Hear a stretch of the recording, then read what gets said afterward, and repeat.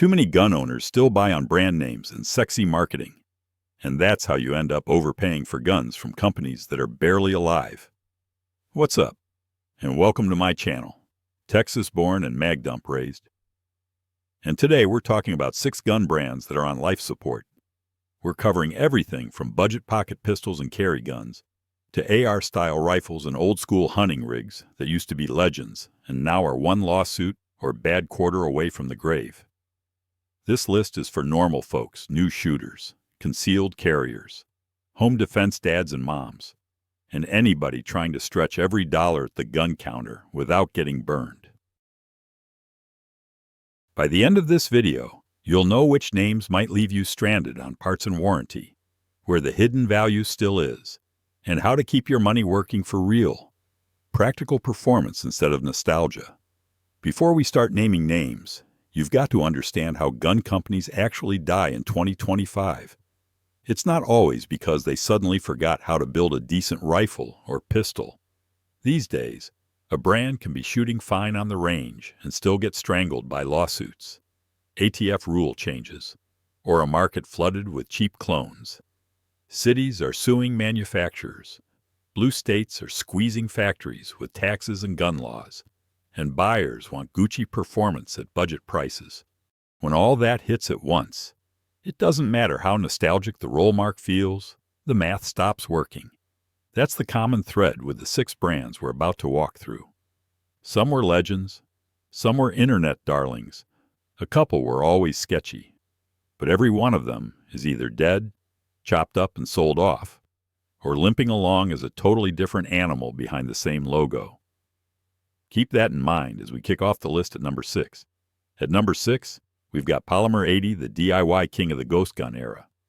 For a long time, if you wanted to take a Glock pattern pistol, a drill, and a weekend in the garage and turn that into your gun, Polymer 80 was the way people did it. Their 80% frames, jigs, and parts kits were everywhere. Big online retailers stocked them. Local shops stocked them. And the brand had that cool underground vibe. You're not buying a gun, you're building one. For many new builders, finishing that first frame felt like graduation day. The same features that made those kits fun for hobbyists also made them a big, glowing target. Once Ghost Gun became the scary headline of the week, Polymer 80 might as well have had a bullseye engraved on the dust cover. Big city lawsuits argued that they were feeding untraceable guns into crime. Then, ATF rolled out the new frame and receiver rules, which treated many unfinished kits like full firearms, with serial numbers, paperwork, and all the drama that comes with it. Overnight, the business model flipped from we sell parts to the government thinks you're selling unregistered guns.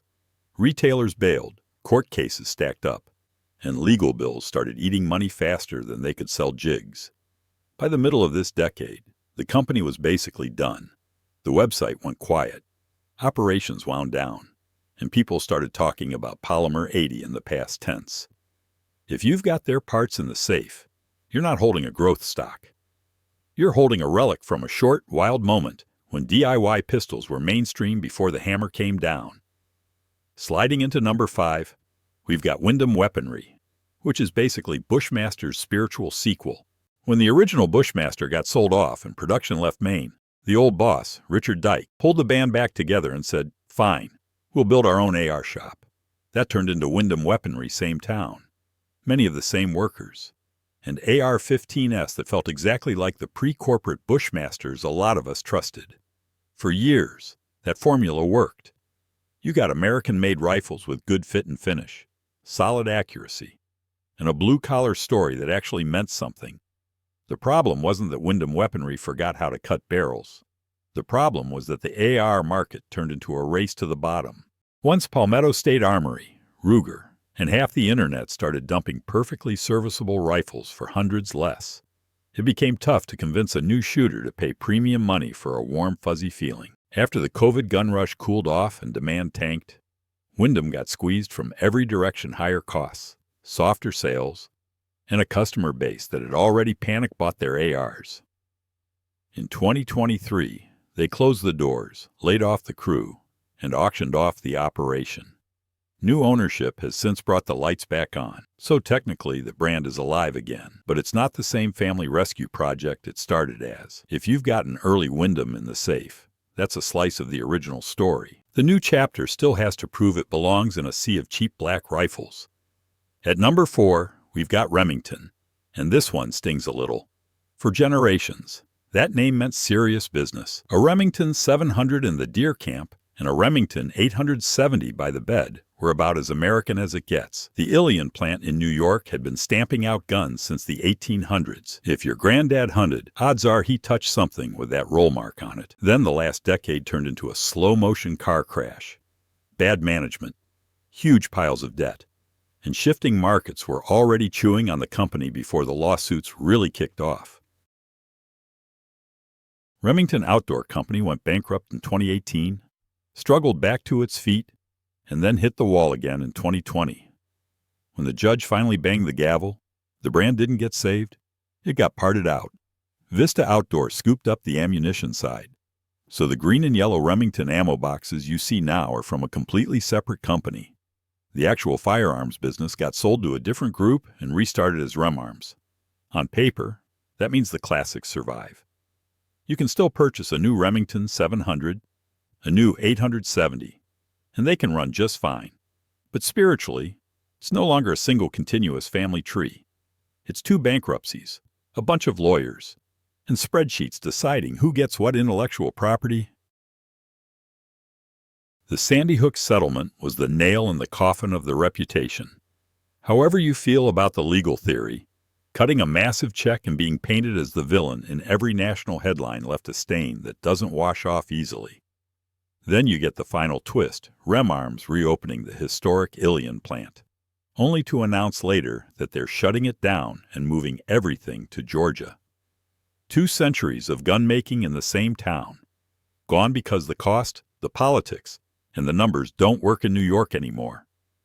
So yes, the Remington name lives on, split between ammo and guns, now centered in the South instead of upstate New York. But when you shoulder that new production 700, you're not holding the same company your great-granddad knew.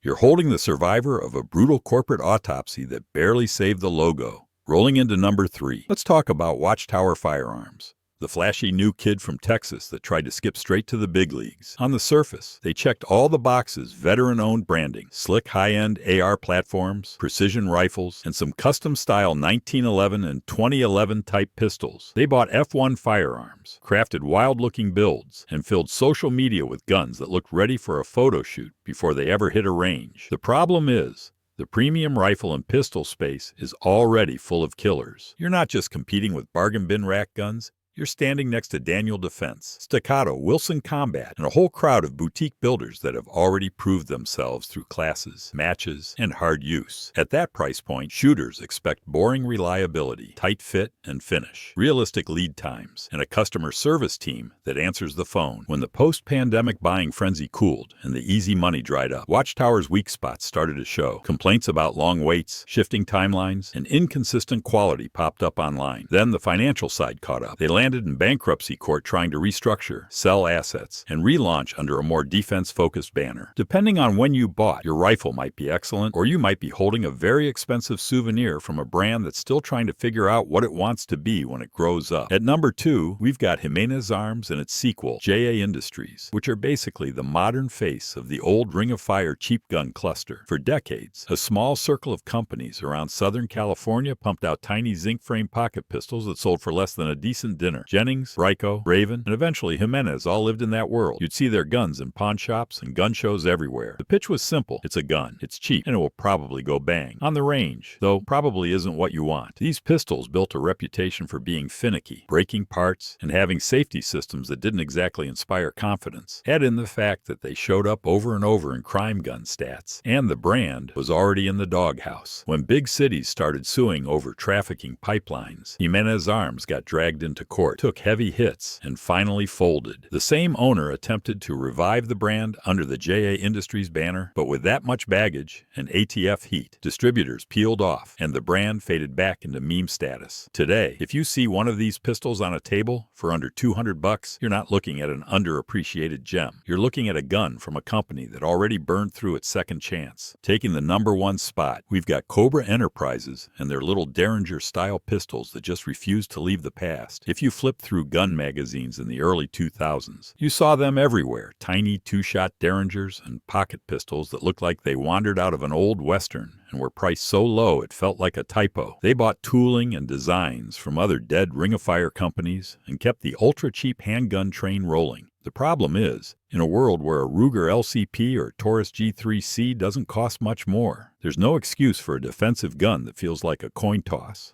Safety issues, lawsuits, and changing buyer expectations finally caught up, and Cobra disappeared, leaving a few designs to continue under different names while the original company stayed buried. So when you stack all 6 stories together, you see the pattern. Law and politics can kill a business model. Market saturation can render a decent rifle ineffective. A rotten reputation can kill a budget pistol. As a buyer, don't just chase a logo. Buy performance, support, and a future for your guns. All right, that is our tour through 6 gun brands that are either dead, dying, or stumbling around on life support. I am not telling you to dump everything with those roll marks, but you should go in with your eyes open about parts, support, and long-term value.